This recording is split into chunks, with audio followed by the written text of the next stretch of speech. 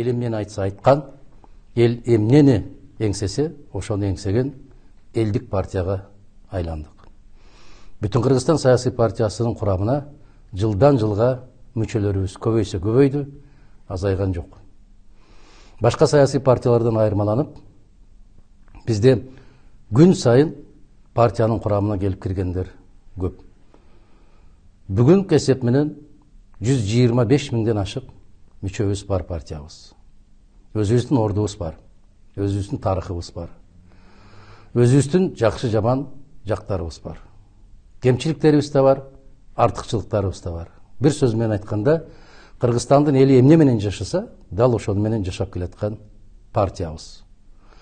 Аты бар, жыты жок партиялардан айырмаланып, күнүмдүк турмушта ар кандай окуяларга, ар кандай башыбыздан өткөрүп аткан жашоодо оң терс жактарына баа берип келаткан партиябыз. Негизгиси кайдыгер эмес, саясий кандайдыр бир кампания башталганда пайда боло калып, андан кийин жок болуп кеткен партия эмеспиз. Биз күн сайын сиздер менен чогуу жашап, сиздер менен чогуу эмгектенип келатабыз.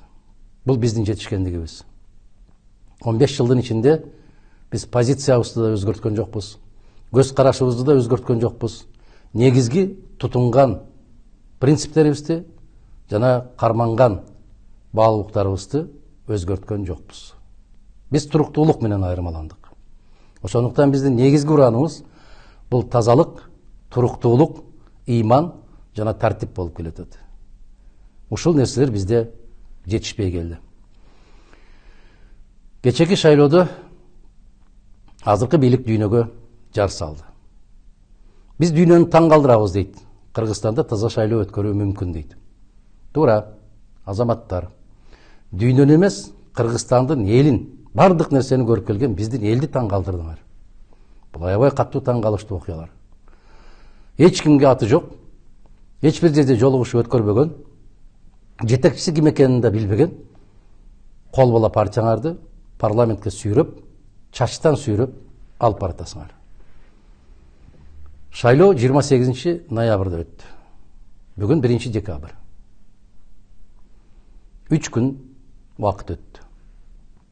3 күндө 1 миллион 200 миңге жакын шайлоочу келген Кыргызстан санап бүтө албай атат. Дүйнөлүк практика кандай? Караңыздар. Россия Федерациясында 19 сентябрда шайлоо болуп бүттү. 144 миң калкы бар, 144 миллион калкы бар Россия 5 мүнөттөн кийин жыйынтыгын чыгарды. Түркияда шайлоолор өттү. 80 миллион калкы бар Түркия 5 мүнөттөн кийин жыйынтыгын чыгарды. Германия Федеративдүү Республикасында жакында шайлоолор өттү. 62 миллион шайлоочусу бар Германия 5 мүнөттө жыйынтыгын чыгарды, калкка жарыялады. 1 миллион 200 миң киши катышкан Кыргызстанда 3 күндөн бери санап бүтө албай атат. Мындан өткөн шалтырук, мындан өткөн сабатсыз, мындан өткөн алсыз, мындан өткөн караңгы бийлик барбы өзү негизи? Эмне үчүн биз 28-inde жыйынтык чыгар замат компьютерде дал ушул жерде туруп айттым мен.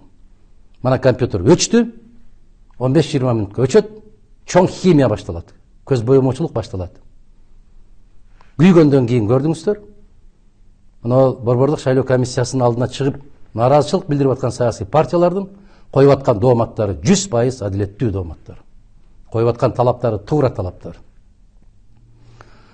Биз урматтуу кыргызстандыктар, өзүбүздүн да жоопкерчилигибизди билишибиз керек. Караңыздар, аябагандай төмөн сандагы шайлоочулар катышты бул шайлоого. Түшүнүксүз. 1000 шайлоочу катталган шайлоо тилкелеринде 200 киши келип атты. Айрыкча чет жакта Россия Федерациясында иштеп жүргөн биздин убактылуу жашап аткан азаматтарыбызга электрондук каттоодон өткөрүп берсеңер эле, бүттү, биз баарын шайлоого катышабыз деген убадалары беришкен. Натыйжада 40 миңге жакын шайлоочу катталган жерде болгону 2,5 миңге жетпеген киши келди. Бул эмнеден кабар берет? биринчи кезекте шайлоого түк ишенимдин жоголгондугу, экинчиси баягы эле бизди кылымдар бою желкебизден басып жерге жаткырып келаткан кайдыгерлик. Баары бир мен барбасам да болот, менсиз да өтөт.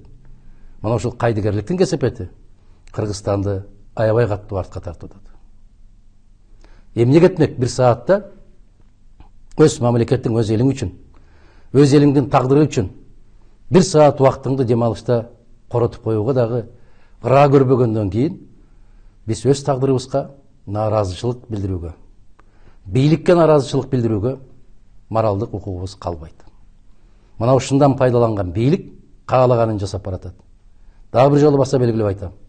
Ушул кезге чейин бир да аты чыкпаган партияларды чачынан сүйрөп бараткандыгы бул өтө чоң уят иш. Дүйнөнү таң калтырдыңар. Чындыгында дүйнө таң калып отурат. Кече биз эл аралык байкоочулар менен да сүйлөштүк. Алар да таң калууда. Мындай окуя Кыргызстанда гана болушу мүмкүн дейт.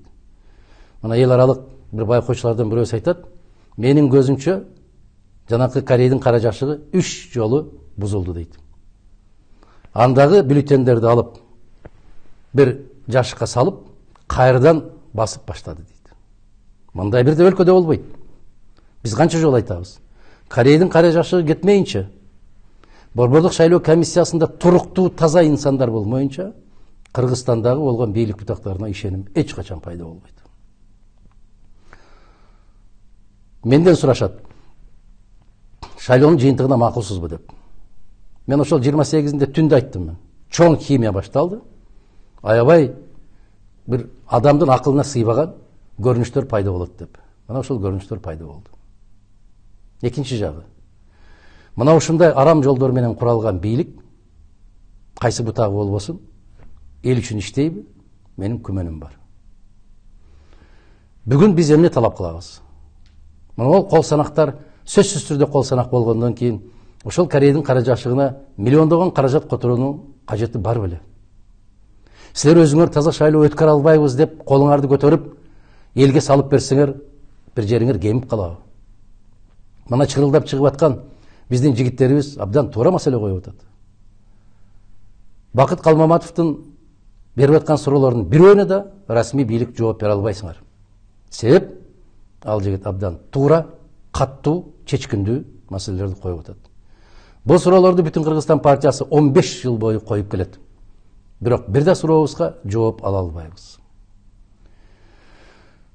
Бүгүн биздин партиянын 15 жылдыгы менен куттуктап, жакшы майрамдык маанай менен чыгуу мүмкүнчүлүгү бар эле, тилекке каршы Кыргызстанда ар дайым ушундай болот. Бир жакшылыкты толгон токой жамандыктар басып эзип турат.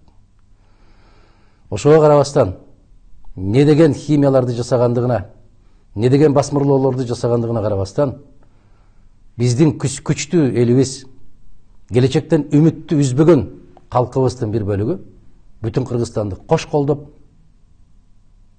тосмодон өткөрдүңүздөр. Бул колдооңуздар үчүн биз терең ыраазычылык билдиребиз. Ага чейин деле сезип келгенбиз сиздердин алдыңыздардагы карызыбызды. Бул карызды биз эки эселеп кайра кайтарабыз деген үмүт менен иштейбиз. Кудай кааласа, жараткан буйруп маңдайыбызга жазып, парламентте отурганда мына ушул сыяктуу маселелердин баары көтөрүлөт. Токтойлу. Мындан ары карай сабатсыздыктын, караңгылыктын, момундай бир шалаакылыктын өлкөсүнө кете берсек, анда келечегибиз өтө чоң күмөн. Биз Бүтүн Кыргызстан партиясы парламентке дал ушул алишемдиктерди жоюу максатында баратабыз. Биз сабаттуу өлкө, маданияттуу өлкө, ыймандуу өлкө, күчтүү өлкө жана нукура, эл сүйөр бийликти куруу үчүн баратабыз. Биздин алдыбызда чоң жооптуу талаптар бар, маселелер бар. Себеп биз Бүтүн Кыргызстан партиясы Кыргызстандын 7 дуганын кыдырып, сиздерден түздөн түз ой максатыңыздарды, суроо талаптарыңыздарды, ыйыңыздарды жана кубанычыңыздарды көзүбүз менен көрүп келдик. Башка кайсы партия мактана алат? Ушунчалык жолугушууларды өткөрүп келдик биз, ушунча калк менен жолуктук деп. Менин күмөнүм бар. Урматтуу кыргызстандыктар, Бүтүн Кыргызстан саясий партиясынын мүчөлөрү жана көрмандары. Дагы алдыда айта турган сөздөрүбүз көп. бүгін ошол 15 жылдыгыбызды эске алуу менен партиянын келечеги кең болсун, курамыбыз бекем болсун, баскан жолубуз түз болсун, ниетибиз ак болсун, ар дайым элдин кызматында болуп, элдин батасын алып, жаратканга да жагып, калдайган калкка да жаккан нукура элдик партия экендигибизди далилдеп жүрө беришти. Сиздерге да, биздерге да жараткан буйруган болсун. Дагы бир жолу колдооңуздар үчүн терең ыраазычылык билдирип, таазим этип, биздин ар бир күнүбүз, ар бир алган тажрыйбабыз элибиз үчүн жана жерибиз үчүн иштейт деп терең ишендирип кеткенге мүмкүнчүлүк бериңиздер. Биз Кыргызстан бар, биз барбыз. Кыргызстандын эли бар, бүтүн Кыргызстан бар. Бүтүн Кыргызстан ар дайым элдин кызматында болууга даяр. Чындык тарабында болобуз биз.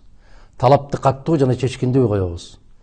Мыйзамдын талаасында аткарылса аткарылат, аткарылбаса анда биз дайым калк менен кеңешебиз.